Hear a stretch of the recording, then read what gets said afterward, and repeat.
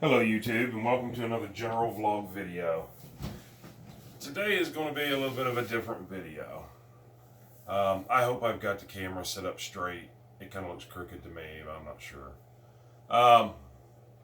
This is going to be kind of a different style video than I'm used to. For one, I do not like being in front of the camera. But that's besides the point. I doubt anybody does it first.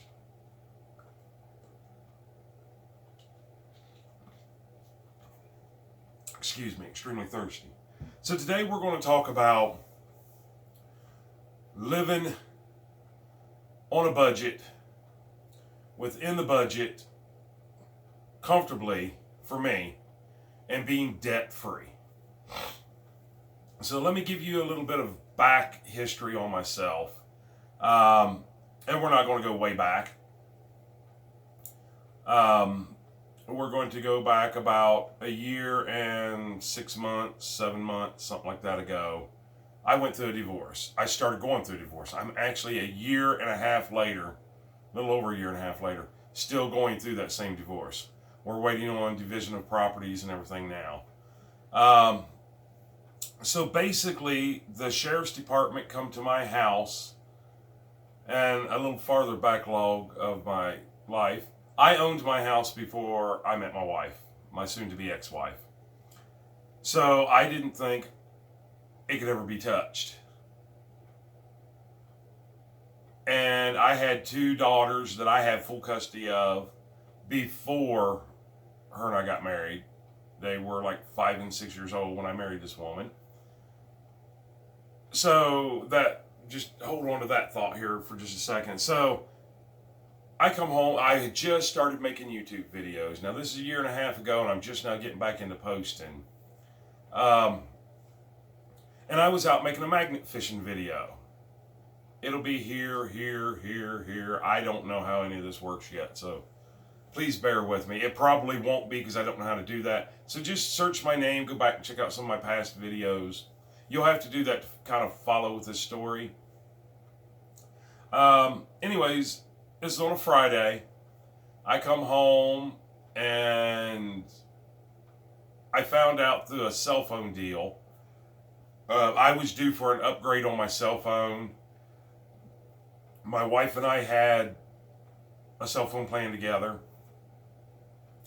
And I wanted to go from a lost Note 5 that I had lost. And now I'm using one of her old Galaxies. And I wanted to get the new Note 8 had just come out.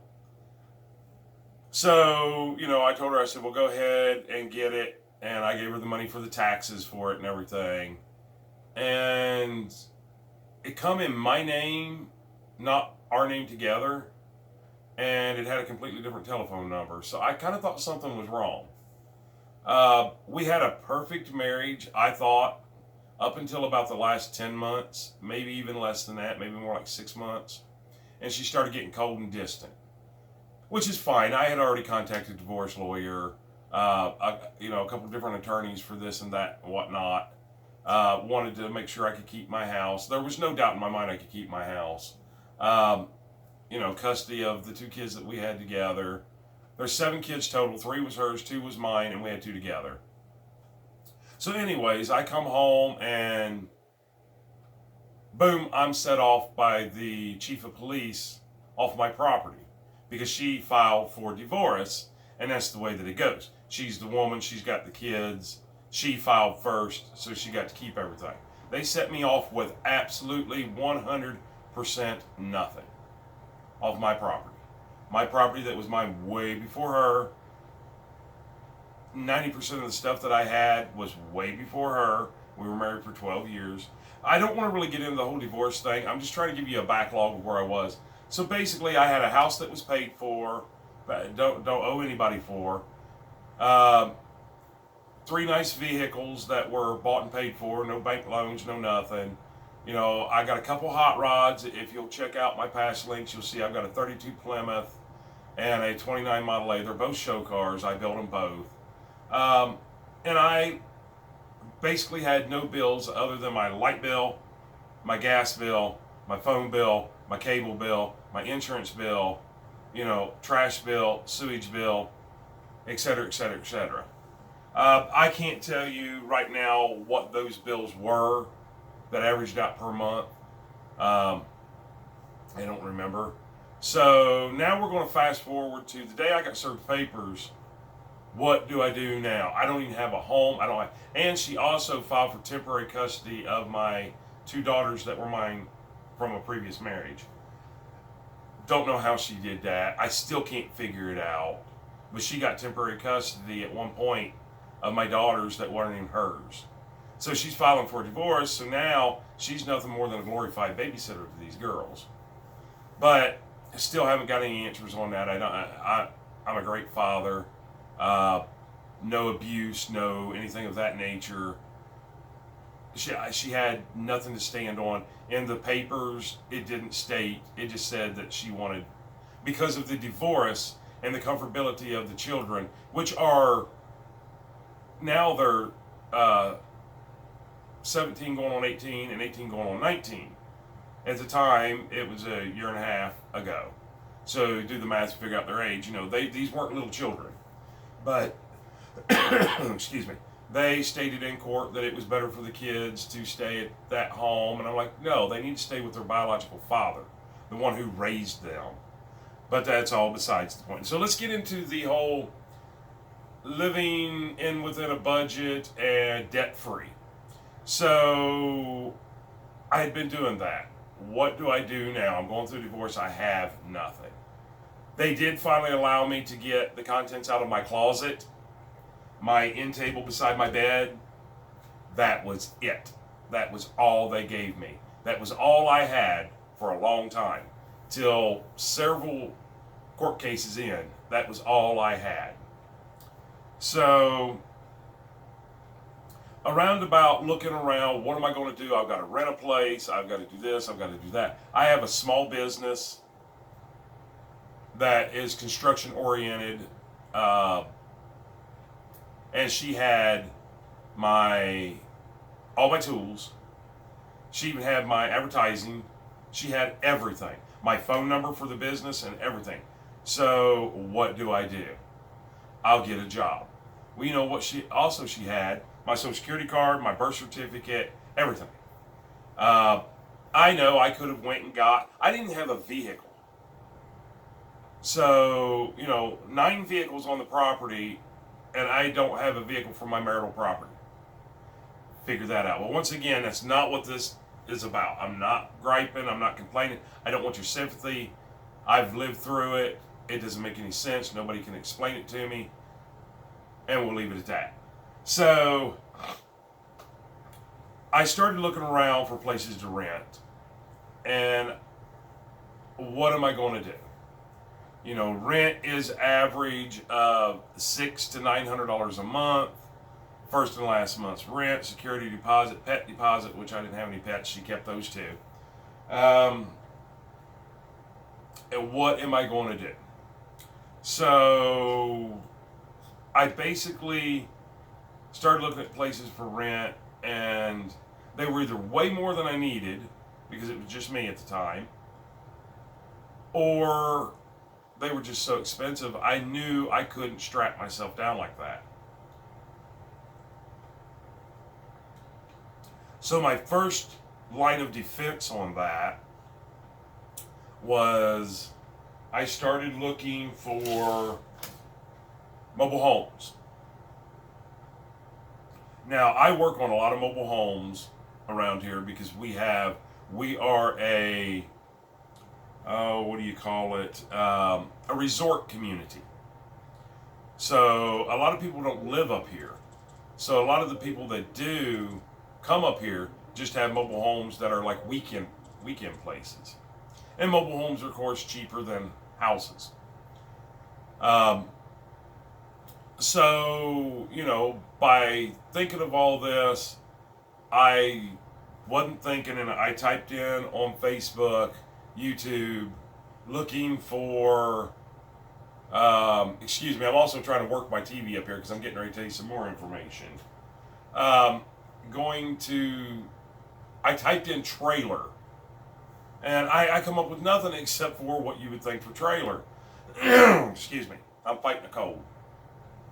Um, trailers that you would haul wood on, lawnmowers on, lumber on, enclosed trailers. And I'm not thinking right anyways. I've just been served with divorce. I'm away from my 7 children. You know, I just wasn't thinking right. That's all there is to say. So I was laying down that night. I was actually sleeping in my dad's garage. How embarrassing is that? Now, yes, it was a room built onto his garage that is kind of like, it's got the recliners and everything in there, and I had a little cot. So it wasn't that bad, but still, this is embarrassing. I'm 47, 48 years old at the time, and I'm having to stay in my dad's garage, which was actually literally next door to the marital home. And I call it marital home only by the sense of we did get married when I lived in that home, but I had lived in that home and owned that home way before her. And I'm going to try to stop saying all that. I do have a little animosity towards her. That's besides the point. So I laid down and it hit me. Mobile home. So I typed in mobile home, and actually where I'm living at now was the first one that popped up. All of them were, $17,000, $18,000, nicer, newer, bigger mobile homes that, I would have absolutely loved to have, just couldn't afford it. I couldn't find any for rent. The reason being is most of the trailer parks around here, actually all of them that I know of, won't let you rent. You own the mobile home or you don't live there. So there's not a lot of mobile homes for rent. So, anyways, the lady here, I think she wanted $7,000 or $8,000. It actually might have split it in the middle. It might have been $7,500. That's almost doable. So I sent her a message through Facebook, and I said, basically, what's your bottom dollar? I didn't give her no sob boohoo story about, I'm going through divorce. I can't afford much, blah, nothing like that. And I think she come down. Maybe, maybe she was wanting $10,000 and she come down to $7,500. And I just laid my cards on the table and I said, look here. Here's what I got. I got to turn my heat down and my heating blanket down, my heating pad. A little bit of a sore back today. No, I don't have back problems. I just, my back was hurting really bad last night, so I brought out the heating pad, and today it just kind of feels good. So, anyways, I told her, I said, I got $5,000 cash. Will you accept? She said no. I was like, fine. So I'm looking elsewhere. Then not very long, like an hour or so later, she finally got back. She's like, I'll accept your $5,000. I was like, oh, great. This could be my answer. Now, the divorce I'd been served with divorce papers that weren't even legal because they hadn't been signed by the judge yet. But that's besides the point. They still decided to set me off my property. So, and she had no reason to set me off the property. We had a great relationship. There was no abuse. There was no, altercations. We didn't argue. We may have raised our voice a couple of times, but that was it. So, here I am. I met the lady over here. I looked at it. It looked really cute. It's small, and get this. It's 1 block from my house where my kids are. They can walk here. It's 1 block from my dad, which is next door to my marital home. I have a private beach, which my kids is going to love. And when you're a single father going through divorce, you want that thing to entice your children to come to you. I got a boat dock, got, a lot of amenities that just sounded good at the time. So we had a little bit of title problems with the place. She got that taken care of. She had actually got the place through a divorce. I think it was like a summer home to them. And that's where we ended up at. So, and I'm getting way off track here, and excuse me while I get up here and kind of try to see how many minutes we're at. Okay, we're already at 1440, and I wanted this to be a 15-minute video, and I haven't got into it yet. So anyways, I ended up with this place. She moved some of the stuff out, and I bought it fully furnished. I'm a single guy, had nothing. the few things that she took out, I started noticing, mobile home needed a little bit, but it was livable. And you know what? I think I'm going to make this a 2-part video because I'll go on a little bit more, but I think I am going to make this a 2-part video. So make sure you stay around for 2. And while we're at it, go ahead and give me a thumbs up. Click that bell icon down at the bottom so you'll be notified when I do post the other one, which I'll try to post them all at the same time. I'll try to get the other video finished tonight. So, okay, I bought the place. I've moved in. It didn't need much work to live in. Not to be nice, but to live in. It had one soft spot in the floor underneath the bed. She didn't even tell me about it. They had, I think, a piece of stop sign or something over top of it. It was under the bed. It had new tiles all the way through, which I hated.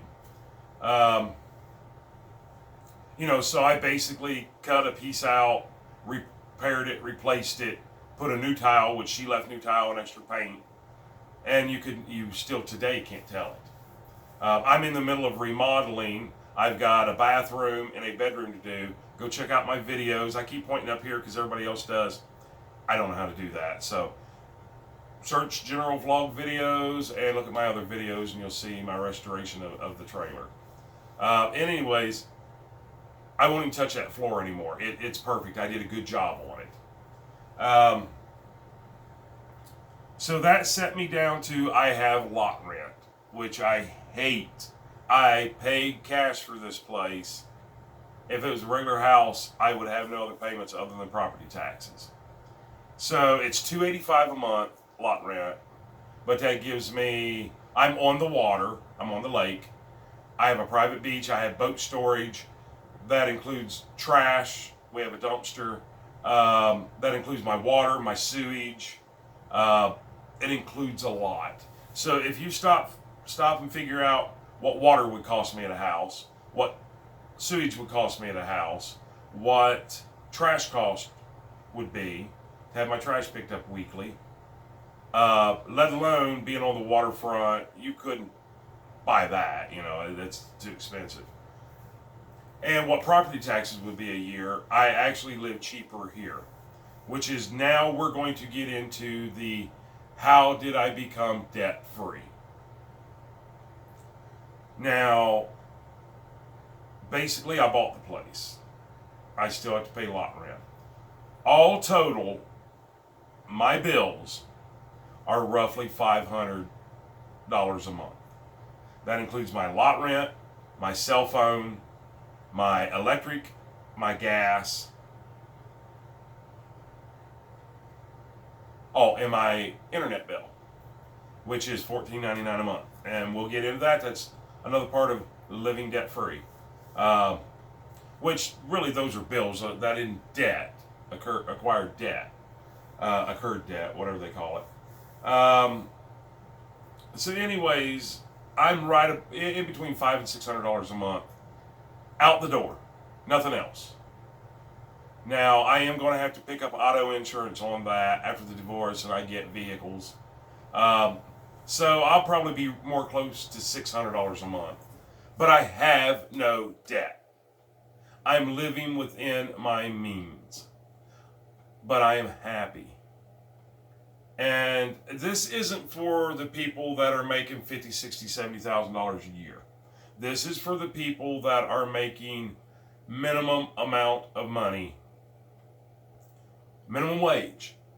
I would say $10 an hour and under, and maybe even more than that.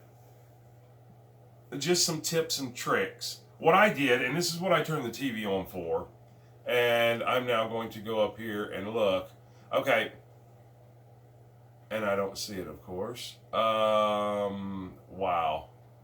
That was really... Well, so that didn't work. So I started watching a few people on the internet.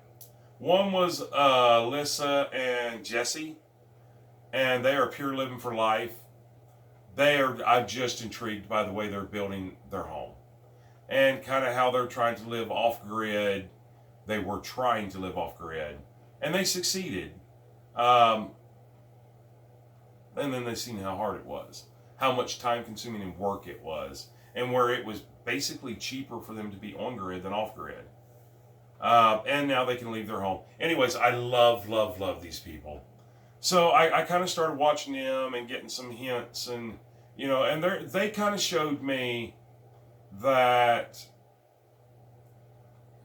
you can try to do things and live off grid and stuff. And sometimes there's amenities that you have to make your life easier. And I guess that's where they played a big role in it. Not so much the financial or anything of that nature of it. So then I started watching like Stony Ridge Farmer. Once again, I'm not talking monetary with him. I'm talking more of, this guy can put you in a good mood no matter how bad of a mood you are. He's got 200 acres. He's becoming a farmer. And I like to watch him because he'll talk about, growing your own food. And this can all help with living on a budget and becoming debt free. Growing your own food, don't let things go to waste. I just watched a little bit of him a little while ago. Get a couple chickens, which I'm not going to be able to do here. They'll produce a few eggs, and nothing can go to waste. You can give everything else back to them. Compost.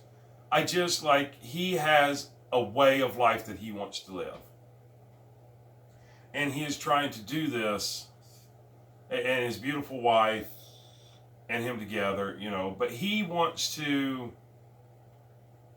actually stop working and just become a full-time farmer. He has a plan in life, and I like that. And he's working his land to achieve that. And that's, once again, things that you're going to have to do to become debt-free.